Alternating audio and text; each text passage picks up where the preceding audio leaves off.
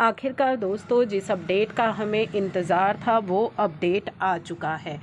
Government ने notification number 14 के द्वारा GSTR 3B की टेबल 4 में कुछ चेंजेस किए थे सो दैट कि टू रिपोर्ट करेक्ट इन्फॉर्मेशन, जिससे कि ITC की करेक्ट इन्फॉर्मेशन आ सके। ITC availed, ITC reversal, ineligible ITC। According to these changes net ITC to be reported in table 4A and ITC reversal अगर कोई है तो वो हम रिपोर्ट करेंगे टेबल 4B में।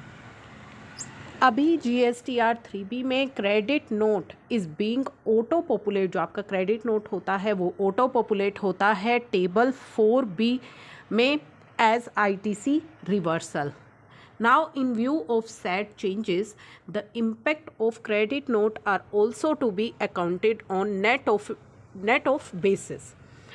अब यहाँ पे जनवरी 23 onwards the impact of credit note and their amendments will now be auto populated in table 4A instead of 4B।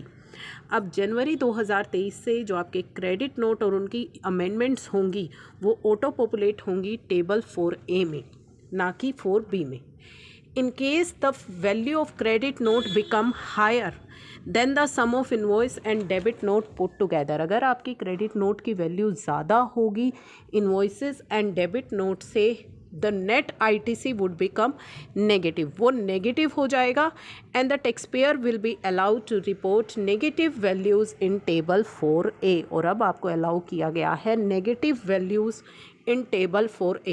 Now taxpayer can now enter negative value in table 4D2 of GSTR 3B।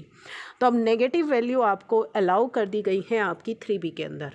Consequent updates and modification in the advisory message instruction help text in form 2B without any structural changes in form 2B summary of table has been done। जो negative value आपको allow की गई है इसके जो updates हैं, modification है, वो आपकी 2B की एडवाइजरी में भी कर दिए गए हैं। 2B के स्ट्रक्चर में कोई भी चेंज नहीं हुआ है। Calculation logic of comparison report जो आपकी जनरेट होती है पोर्टल पर, उसमें भी चेंजेस कर दिए गए हैं। तो अगर आपको कोई भी प्रॉब्लम आ रही है तो आप एडवाइजरी जो है उसको गो थ्रू कर सकते हैं। तो फाइनली आपके लिए गुड न्यूज़ है, नेगेटिव वैल्यू अब आप अपनी 3B के अंदर डाल पाएंगे।